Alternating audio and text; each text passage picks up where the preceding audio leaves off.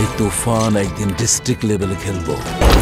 এই মুহূর্তে তুফান জ্বরে কাবু সিনেমা প্রেমীরা। বাংলাদেশের প্রেক্ষাগৃহ কাঁপানো সিনেমাটি বিশ্বের 15টি দেশে ব্যাপক সাড়া ফেলেছে। গত 5 জুলাই মুক্তি পেয়েছে প্রতিবেশী দেশ ভারতেও। দুই বাংলায় মুক্তির পর থেকে আলোচনার কেন্দ্রবিন্দুতে রয়েছে সাকিব খান। গত 5 জুলাই ভারতে মুক্তি পায় রায়হান রাফি নির্মিত তুফান সিনেমাটি। মুক্তির পর সিনেমাটি নিয়ে কলকাতার দর্শক সমালোচকরা মিশ্র প্রতিক্রিয়া ব্যক্ত করেছেন। সিনেমাটি মুক্তির আগে কলকাতার চিত্রনায়ক জিৎ একটি মন্তব্য করেন, যা নিয়ে ঢের আলোচনা হয়েছে। এবার ওপার বাংলার প্রসেনজিৎ জিতু দেবকে নিয়ে নিজের মতামত ব্যক্ত করলেন সাকিব খান।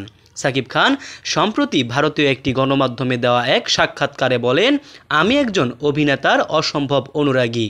নায়ক সিনেমাটা দেখলে মনে হয় ওয়াও ম্যান। উত্তম কুমার হলেন আলটিমেট সুপারস্টার, তাকে ছাপিয়ে যাওয়া কারো পক্ষেই সম্ভব নয়। এর বাইরে বাংলার বুম্বাদার বড় অবদান রয়েছে।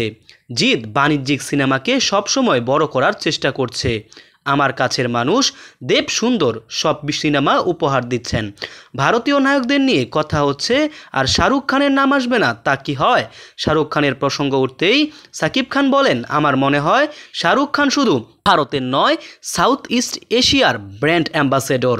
দুবাইয়ে উনি কোনো কিছুর ব্র্যান্ড অ্যাম্বাসেডর শুনলে গর্ব হয় যে হলিউডের কেউ নন, আমাদের শাহরুখ ব্র্যান্ড অ্যাম্বাসেডর।